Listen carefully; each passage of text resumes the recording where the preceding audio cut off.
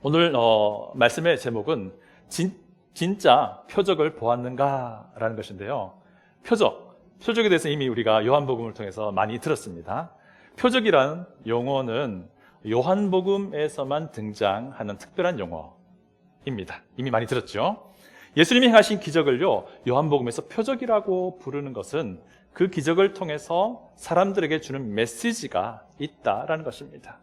예수님이 행하신 그 기적에는 그 기적이 목적한 바가 있다라는 것이죠. 오병이어의 기적도 마찬가지입니다. 요한 사도는 우리 지난 시간에 요한 사도의 관점에서 오병이어의 기적을 우리 살펴보았습니다. 2주 전이었습니다. 그때 요한 사도가 의도적으로 예수님이 하나님의 아들이시다라고 하는 것을 강조한다라는 것을 우리가 확인했었죠. 바로 요한 사도가 강조하는 바로 그것이 오병이어라는 표적이 주는 메시지일 것이다 라는 생각을 우리가 어렵지 않게 할 수 있습니다. 오늘 읽었던 본문은요, 오병이어의 기적이 끝나고 난 직후부터 그 다음 날 예수님이 가버나움 회당에서 사람들에게 오병이어라는 기적이 주는 메시지가 무엇인지 직접 설교하시는 내용이에요. 우선 예수님의 설교 핵심이 무엇인지 살펴보도록 합니다. 예수님의 메시지를 한마디로 요약하자면 이거예요. 내가 생명의 빵이다 라고 하는 것이었습니다. 다 같이 35절을 읽어보도록 하겠습니다. 35절입니다. 예수께서 이르시되 나는 생명의 떡이니 내게 오는 자는 결코 줄이지 아니할 터이요 나를 믿는 자는 영원히 목마르지 아니하리라. 아멘. 이것이 무슨 말입니까? 그들 앞에 서 있는 예수님이 그들에게 영원한 생명을 주는 빵이 되어 주겠다라고 하는 것이고요. 그 빵을 예수님이 그들에게 주겠다라고 하는 것입니다. 오늘 예수님께서 35절에서 말씀하시기 이전에 이미 그것이 무엇인지를 설명해 주고 계시는데요. 다 같이 27절도 읽어보겠습니다. 27절입니다. 썩을 양식을 위하여 일하지 말고 영생하도록 있는 양식을 위하여 하라. 이 양식은 인자가 너희에게 주리니 인자는 아버지 하나님께서 인치신 자니라. 아멘. 여러분, 예수님이 영원한 생명을 공급하시는 공급자다. 예수님이 영원한 생명의 원천 되신다. 소스다라고 이렇게 말씀을 하고 있습니다. 여러분, 생명을 공급해 준다라고 말할 때 어떤 생각이 듭니까? 생명을 주고 생명을 안 주고 하는 분은 누구의 권한이세요? 하나님의 권한입니다. 그래서 이 말은 무슨 말이냐면요, 예수님이 생명의 빵이다, 예수님이 생명의 떡이다 라고 말하는 것은 예수님이 곧 하나님의 아들, 예수님이 곧 하나님이시다 라고 하는 것을 명확하게 그들에게 제시하는 메시지입니다. 자, 그런데 예수님이 말씀하시는 생명은요, 육체의 생명을 의미하는 것이 아니었습니다. 예수님은 영원한 생명을 말씀하고 있습니다. 우리 다 같이 40절을 읽어보겠습니다. 본문 40절을 다 같이 읽어봅니다. 내 아버지의 뜻은 아들을 보고 믿는 자마다 영생을 얻는 이것이니 마지막 날에 내가 이를 다시 살리리라 하시니라. 예수님은 지금 현재 영원한 생명을 얻은 이들을 또 마지막 날에 다시 살려내겠다는 거예요. 그래서 그때의 진짜 영원한 생명을 영원히 누리도록 하시겠다라는 의미입니다. 그런데 이 영원한 생명을 얻기 위해서 단 한 가지 해야 할 일이 있었습니다. 단 한 가지입니다. 그것은 예수님이 하나님의 아들이시며 예수님이 영원한 생명을 주시는 분임을 믿어야 한다는 것이었습니다. 예수님을 쫓아와서 모였던 이 무리들이요, 예수님에게 이런 질문을 합니다. 우리가 어떻게 하는 것이 하나님의 일을 하는 것입니까? 라고 물어봅니다. 사실 영원한 생명을 얻는 문제에 있어서 이 무리들은요, 시작부터가 잘못되었어요. 그들은 하나님을 위해서 어떤 일을 함으로써 하나님께로부터 영생을 얻을 수 있다라고 생각을 한 것입니다. 그래서 이렇게 물어본 겁니다. 우리가 무엇을 하는 것이 하나님의 일을 하는 것입니까? 라고 물어본 겁니다. 그런데 예수님의 대답은 무엇입니까? 그들이 가장 먼저 해야 할 일은 무언가를 행동하는 것이 아니라 그들이 가장 먼저 해야 할 것은 예수님이 하나님의 아들이시며 예수님이 하나님이시며 그 하나님 되신 예수님이 영원한 생명을 주시는 원천 되시는 분이다 라고 하는 것을 믿어야 한다는 것이었죠. 그래서 예수님이 이렇게 대답을 하십니다. 다 같이 29절을 읽어보겠습니다. 29절입니다. 예수께서 대답하여 이르시되 하나님께서 보내신 이를 믿는 것이 하나님의 일이니라. 예수님은 그들이 해야 할 일이 하나님께서 보내신 이 누굽니까? 예수님을 믿는 것이라고 분명하게 말씀하고 있습니다. 예수님이 영원한 생명을 주시는 하나님이시다라는 이 믿음으로 그들에게 영원한 생명이 주어진다라는 것을 아주 분명하게, 아주 선명하게 밝히고 있습니다. 여러분, 선한 행위를 통해서는요, 그 누구도 하나님께로부터 영원한 생명을 얻을 수 없습니다. 사람의 마음은 항상 부패하고 더럽습니다.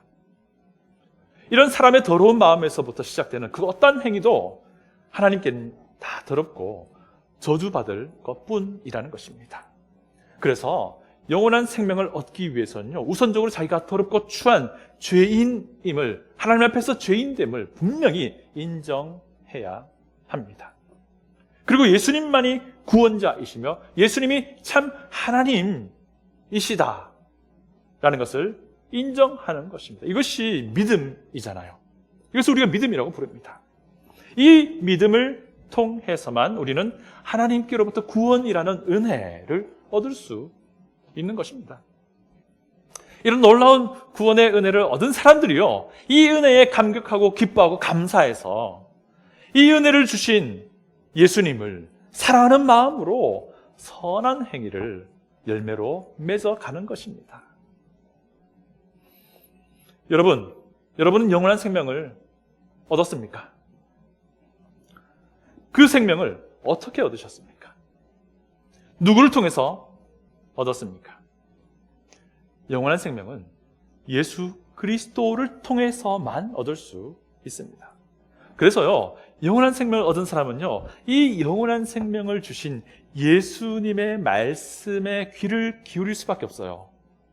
이 영원한 생명을 얻은 사람은요, 그래서 예수님의 말씀에 순종할 수밖에 없습니다. 왜냐하면 예수님을 통해서 영원한 생명을 얻은 것임을 확신하는 사람들이기 때문입니다. 이 은혜가 우리에게 넘치기를 원합니다. 혹시 우리 가운데에 영원한 생명을 아직 얻지 못한 분이 있습니까? 그러면요, 예배가 끝이 나면 저를 꼭 만나주십시오.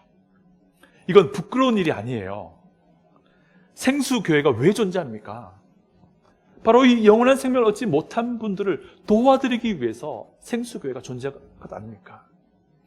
생수교회는 여러분들이 영원한 생명을 얻을 수 있도록 기도해드리고 도와드리고 하나님의 말씀으로 인도해 드릴 것입니다. 자, 다시 본문으로 돌아와서요. 그런데 예수님을 따르던 무리들이 예수님이 선포하셨던 이 메시지를 받아들였나요? 아니요, 받아들이지 않았습니다. 이 메시지를 거부합니다. 예수님이 생명의 빵이다 하라는 그 예수님을 믿어야만 했는데 그들은 믿지 않았습니다. 그래서 이것에 대해서 예수님이 36절에서 말씀을 하시는데요. 제가 36절을 읽어드립니다. 그러나 내가 너희에게 이르기를 너희는 나를 보고도 믿지 아니하는도다 하였느니라. 여러분, 여기서 예수님의 그 마음이 느껴지십니까? 예수님의 탄식이 느껴지십니까? 예수님을 직접 보고도 믿지 못하는 모임 무리들을 향한 예수님의 그 슬픈 마음이 느껴지십니까? 여러분, 예수님의 이 마음 우리가 가져야 합니다. 먼저 영원한 생명을 예수님을 믿는 믿음을 통해서 얻은 우리가 이 마음을 가져야 합니다. 이런 상황에 대해서요, 요한 사도는 무리들이 표적을 보았는가라는 관점에서도 이 요한복음을 읽는 독자들에게 이해할 수 있도록 힌트를 줍니다. 오병이어의 기적이 있기 전에 많은 사람들이 예수님을 따라다녔습니다. 그리고 그들은요, 급기야 갈릴리 바다 동편, 오병이어의 기적이 일어났던 그곳 골란고원까지 예수님을 따라왔잖아요. 요한 사도는요, 그들이 예수님을 따라왔던 이유를 설명을 해줘요. 2절을 보시면요, 큰 무리가 따르니 이는 병자들에게 행하시는 표적을 보았음이로라 라고 말합니다. 그들이 골란고원까지 예수님을 따라왔던 것이 예수님이 병자들을 살리시는 그 기적을 통한 그 표적을 보았다라고 이렇게 말을 해요. 그런데 그들이 표적을 보았다라는 이 요한의 표현이 과연 무슨 의미일까요? 2절에서요. 물론 우리는 압니다. 이 말이 그들이 단순하게 병자를 고치셨던 기적을 눈으로 보았다라는 의미라는 것을 우리가 알고 있어요. 그 기적을 통해서 주시는 메시지를 받아들였다는 것이 아니라는 걸 우리가 알고 있습니다. 자, 그리고 모인 무리들은 갈릴리 바다 동편 높은 지역 골란고원에서 예수님의 그 가르침을 들었다가 결국 오병이어의 기적을 경험을 합니다. 허기진 배를 다 채우고도 남을 정도로 그들은 충분히 먹게 됩니다. 그리고 나서 그 직후에 그 무리들의 반응이 무엇이었는지를 요한 사도는 우리에게 알려줘요. 그것이 14절입니다. 제가 14절을 읽어드릴게요. 14절입니다. 그 사람들이 예수께서 행하신 이 표적을 보고 말하되 이는 참으로 세상에 오실 그 선지자라 하십니다. 와, 놀랍지 않습니까? 무리들이 보니까 이 표적이 주는 메시지에 한 걸음 다가선 것처럼 보입니다. 여기서 말하는 그 선지자는 누구일까요? 그 선지자는 모세가 신명기 18장과 34장에서 언급하고 있는 그 선지자, 자기 뒤에 오게 될 또 다른 선지자, 그 선지자를 말해요. 무리들에게 아주 큰 발전이 있는 것 같아 보입니다. 그런데 예수님은요, 이 무리들의 반응에 이어서 아주 석연찮은 반응을 보이세요. 자기를 모세가 예언했던 그 선지자로 이제 인식하기 시작한 무리들을요, 예수님은 오히려 피하세요. 오히려 피하신다고요. 그 이유를 요한 사도는 우리에게 설명해 주는데요. 왜냐하면 그 사람들이 예수님을 억지로 자기네들 왕으로 삼으려고 했다라는 것입니다.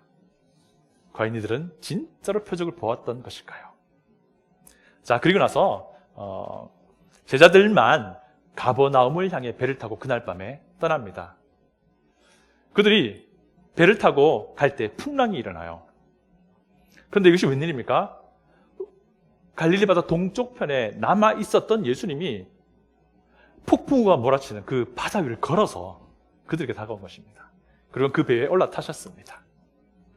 그리고 그들은 무사히 가버나움에까지 도착을 하게 되었죠. 그런데 하지만 아직까지 골란고원, 갈릴리 바다 동쪽편 오병이어의 기적이 일어났던 그 장소 인근에 아직 남아있던 무리들이 있었거든요. 그들은 이 사실을 아직 모르고 있었습니다. 그들을 알고 있는 것은 제자들만 밤에 배를 타고 가버나움으로 간 것을 알고 있었던 것이죠. 그 다음날 아침에 그 사람들이 배가 한 척만 있다는 것을 알게 됩니다. 이것은 무슨 말입니까? 예수님이 타고 갈 배였는데 아직 예수님이 오병이어의 기적의 장소에 아직 남아있구나라고 생각을 하게 된 겁니다. 그래서 예수님을 찾았는데 안 보이는 거예요. 그래서 그들이 어떻게 합니까? 그때 마침 갈릴리 바다 서쪽편에서 동쪽으로 배가 도착했는데 그 배를 타고 그들이 예수님을 찾으러 가버나움으로 배를 타고 가게 된 겁니다. 그리고는 그곳에서 예수님을 만납니다. 여러분, 이들의 열심이 얼마나 대단합니까? 정말 대단해요. 그리고 가버나움 회당에서 예수님을 찾았고요. 그들이 예수님에게 질문을 해요. 예수님, 도대체 언제 여기 오셨어요? 그때 예수님은요, 그들의 열심에 찬물을 끼얹는 대답을 하세요. 다 같이 26절을 읽어보겠습니다. 26절입니다. 예수께서 대답하여 이르시되 내가 진실로 진실로 너희에게 이르노니 너희가 나를 찾는 것은 표적을 본 까닭이 아니요 떡을 먹고 배부른 까닭이로다. 여러분, 이 대답 안에 예수님의 어떤 실망 그리고 예수님의 그 슬픔이 다 들어있어요. 그들이 예수님을 따라온 것이 표적을 본 것, 표적이 주는 그 메시지를 받아들인 것이 아니라고 말씀을 하고 계시잖아요. 지금 예수님 말씀하시는 표적을 보지 않았다라는 말은 그들이 기적을 눈으로 보지 않았다는 뜻이 아닙니다. 여기에서 예수님은 그들이 표적이 주는 그 메시지를 보지 못했다, 듣지 못했다, 그 표적이 주는 메시지에 순종하지 않았다라는 의미입니다. 대신에 그들은 빵을 먹고 배가 불렀기 때문에 예수님을 찾아왔다라는 것을 예수님이 이 한마디로 그들에게 말씀하고 있는 것입니다. 네, 이들은 표적이 주는 메시지를 보지 못한 겁니다. 듣지 못한 것이고요. 그 표적이 주시는 메시지에 순종하지 못한 것입니다. 그런데 우리가 여기서 이런 질문을 하게 됩니다. 그렇다면 왜 이들이 이 표적이 주는 메시지, 표적을 보지 못했을까요? 그들은 왜 표적이 주는 메시지를 듣지 못했을까요? 이 부분을 여러분들과 함께 오늘 좀 살펴보고자 합니다. 그들이요, 표적을 보지 못했던 것은요, 그들이 예수님을 믿지 않았던 것은요, 예수님이 주시고자 했던 것을 그들이 얻으려고 하지 않았던 거예요. 자기가 원하는 것을 예수님에게서 얻으려고 했기 때문입니다. 여러분, 오병이어의 기적이 있었던 때가 혹시 언제인지 아세요? 어떤 시즌이었는지 혹시 아세요? 요한사도가 사절에서 이것을 밝혀요. 그때는 유월절을 앞두고 있던 때였다고 말하고 있습니다. 유월절을 앞두고 있던 때. 여러분, 우리도 성탄절 12월달 되면 어떤 생각합니까? 다들 아기 예수님, 말구에 누워있는 아기 예수님 생각하잖아요. 그리고 그 모양 만들기도 하고, 그리고 세상에서는 그것을 가지고 상업적인 용도로 잘 이용을 하기도 합니다. 그리고 교회에서는 정말 예수님을 통해서 영원한 생명 얻은 사람들은 이렇게 생각합니다. 아, 우리 하나님께서 사람의 몸을 입고 이 땅에 오셔서 우리를 구원하기 위해 오셨구나 라고 생각을 하잖아요. 이 사람들도 마찬가지로요, 6월절 시즌이 되면 어떤 생각을 했냐면요, 출애굽 사건, 과거에 그들의 조상들이 출애굽했던 그 사건을 자연스럽게 기억을 하게 되는 시기가 바로 이때인 겁니다. 그리고 또 어떤 일이 벌어졌습니까? 10번째 재앙에서 자기가 양을 희생시켜서 그 피를 물에 발랐더니 어떻게 됐습니까? 자기 집에 있는 첫째 난 것들이 다 건진받았잖아요. 생명을 보존할 수 있었잖아요. 그것도 기억을 합니다. 그리고 그들이 기억하지 않을 수 없는, 기억을 반드시 해야만 하는 인물 한 명이 있는데 그는 모세입니다. 정말 출중한 민족의 영웅 모세를 기억하지 않을 수 없지요. 또 이스라엘 백성은요, 그 당시에 애굽의 압제하에 고통받았던 그 조상들의 비참함도 기억을 하는 때입니다. 자연스럽게. 모세는 또 애굽의 압제로부터 이스라엘을 해방시킨 위대한 지도자, 위대한 선지자로 그들 기억에 남아있게 되는 것이죠. 또 보십시오. 출애굽 이후에 광야에서 40년 동안 지낼 때는 어땠습니까? 그들은요, 하늘에서 내려오는 만나와 메추라기로 배를 채웠잖아요. 놀라운 기적을 그들이 경험을 한 겁니다. 그런데 꼭 마치 그 당시의 사람들에겐 꼭 마치 모세가 그들을 먹인 것처럼 여겨지기까지도 했습니다. 왜냐하면 모세는 너무나도 출중한 민족의 영웅이었기 때문에. 모세는 이 모든 일에 그들을 인도해내었던 위대한 선지자로 그들이 생각을 자연스럽게 하게 되는 시기가 바로 이 6월절 즈음인 거예요. 그리고 모세는요, 신명기에서 자기와 같은 또 다른 선지자가 올 것인데 라고 분명히 예언을 했단 말이에요. 여러분, 오병이어의 기적이 있었던 그 당시 한번 생각해 보십시오. 예수님이 있던 그 당시 어떤 상황이었을까요? 과거 출애굽 때와 너무나도 비슷한 상황이었습니다. 이스라엘은 로마의 압제하에 있었어요. 그들에게는 어느 정도 일정 부분 자치가 허용되긴 했지만 로마의 식민 통치 하에서 그들의 삶은 여전히 힘들고 어려웠습니다. 자유는 제한되었고요. 항상 로마 주둔군의 눈치를 봐야 했습니다. 그리고 로마 총독의 눈치를 봐야 하는 상황이었습니다. 또 어떤 일이 벌어졌습니까? 로마 제국은요, 이 이스라엘 땅에서도 세금을 거두어 갔습니다. 그러다 보니까 이 이스라엘 땅에 사는 이스라엘 서민들의 삶은 항상 배가 고팠어요. 그렇기 때문에 6월절 시즌이 되면 이스라엘 사람들은 유난히 모세가 예언했던 그 선지자가 나타나서 로마의 압제로부터 그들을 해방시켜 주기를 기대하게 되는 시즌이 6월절 시즌입니다. 그리고 그들에게 먹을 것을 풍성히 과거에 모세의 지도하에서 하나님이 그들에게 만나와 메추라기를 충분히 주셨던 것처럼 그렇게 그들을 공급해 줄 것을 기대를 하게 되는 상황이었던 거예요. 그래서요, 오병이어의 기적이 막 일어난 직후에 사람들이 예수님이 로마의 압제로부터 그들을 해방시켜줄 선지자로 이해를 했던 거예요. 그래서 그들이 예수님을 억지로 자기들의 왕으로 삼아서 로마 제국에 맞서 싸워 해방혁명을 이끌어줄 지도자로 세우고 싶었던, 그래서 그들이 예수님을 억지로 왕으로 삼고 싶었던 것입니다. 그런데 하나님이 계획하신 그 선지자는 로마의 압제로부터 이스라엘을 해방시키는 것이 아니라 그들을 죄악의 압제로부터 해방시켜줄 선지자였던 거예요. 하나님이 계획하셨던 그 선지자는 그들에게 영원한 생명을 주시는 분이었습니다. 그런데 무리들은요, 그들의 삶에서 지금 당장 필요한 것, 지금 당장 가져야만 하는 것, 그것들을 추구한 것입니다. 또 그들이 추구했던 로마로부터의 해방은 사실 일시적인 것뿐이었습니다. 그것은 영원한 것이 아니었습니다. 그러나 예수님은 그들에게 영원한 것을 주시려고 오신 그 선지자였어요. 예수님은 그들에게 영원한 생명을 주시기 위해 오신 하나님의 아들, 하나님이셨던 겁니다. 예수님을 찾아서 배를 타고 가버나움까지 따라온 무리들에게 예수님이 뭐라고 말씀하셨습니까?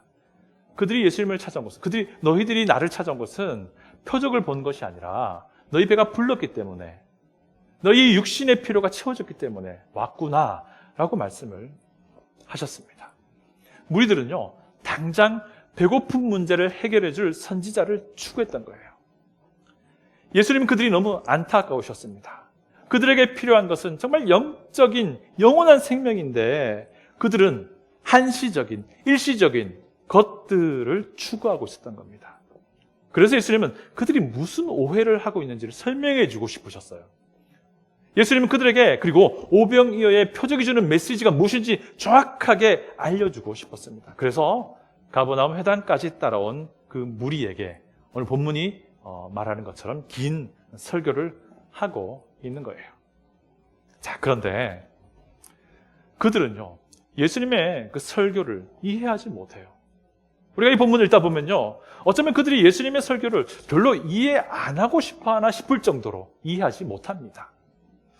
예수님이 그들에게 그들이 해야 할 유일한 일이 예수님이 하나님의 아들이시다라는 것을 믿는 것이다라고 했을 때요, 무리들은 예수님에게 또 이런 말을 합니다. 표적을 또 보여주세요.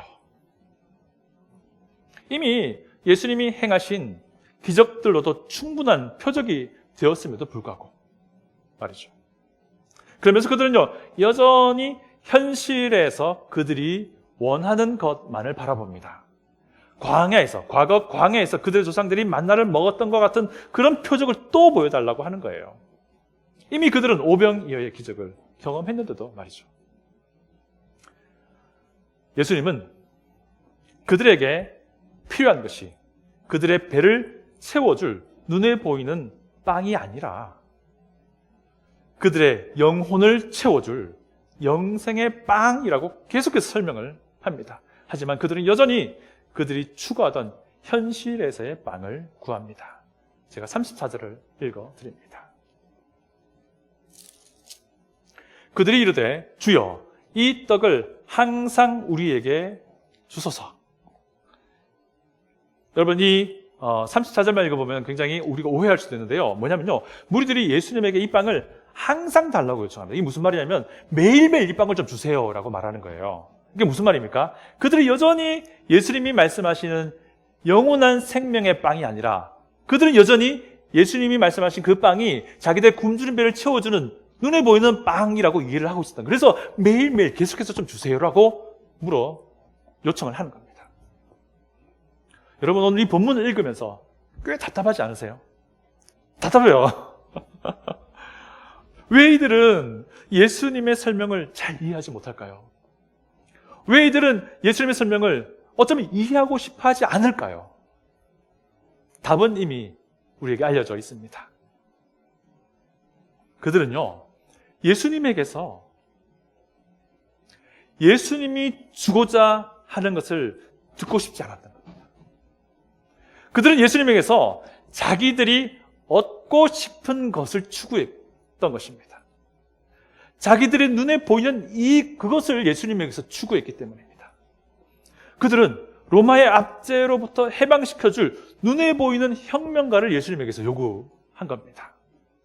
그들은 굶주린 배를 채워줄 눈에 보이는 자선가를 예수님에게서 추구했던 거예요.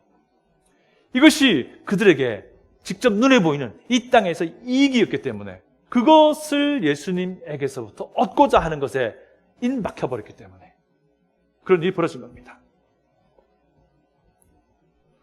그들은 예수님이 주고자 하시는 것, 그것을 원하지 않았던 거예요. 그래서 예수님의 말씀을 이해할 수 없었던 겁니다.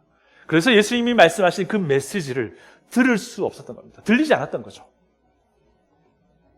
여러분, 진리이시며 생명, 영원한 생명이신 예수님을요, 바로 눈앞에 두고도 예수님을 받아들이지 못하는, 믿지 못하는 그런 일들이 벌어진 겁니다.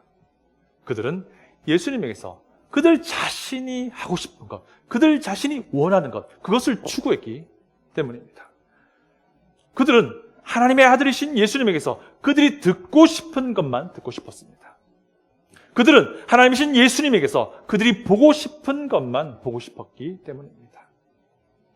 그들이 예수님이 정작 무엇을 주기 원하시는지 거기에 관심을 가졌어야 되는데, 그것을 기대했어야 하는데, 그들은 자기들만의 그 선지자라는 틀에 예수님을 가두어버린 거예요.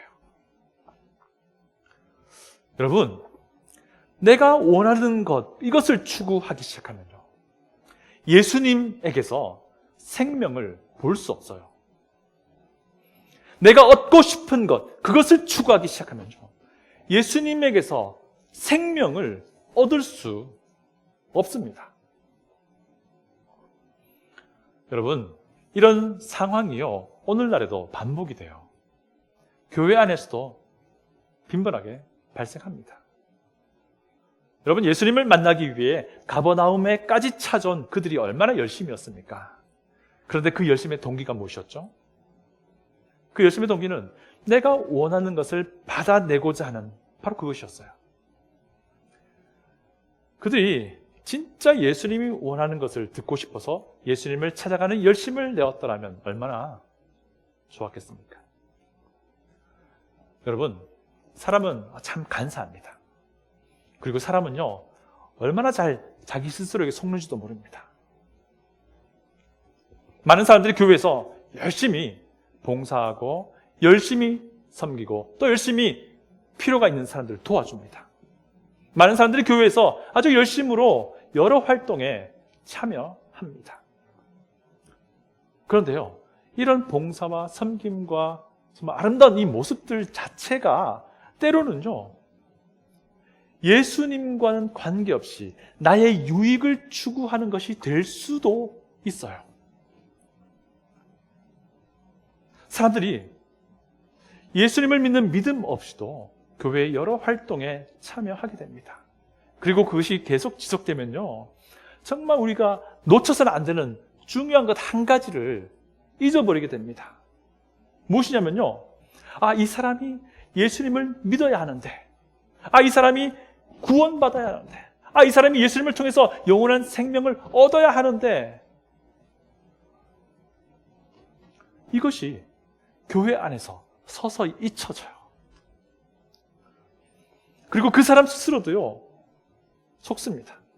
이런저런 활동에 참여하고 봉사하고 섬기고 돕고 예배를 드리기 때문에 나도 구원받았구나라고 오해를 하게 되기도 합니다.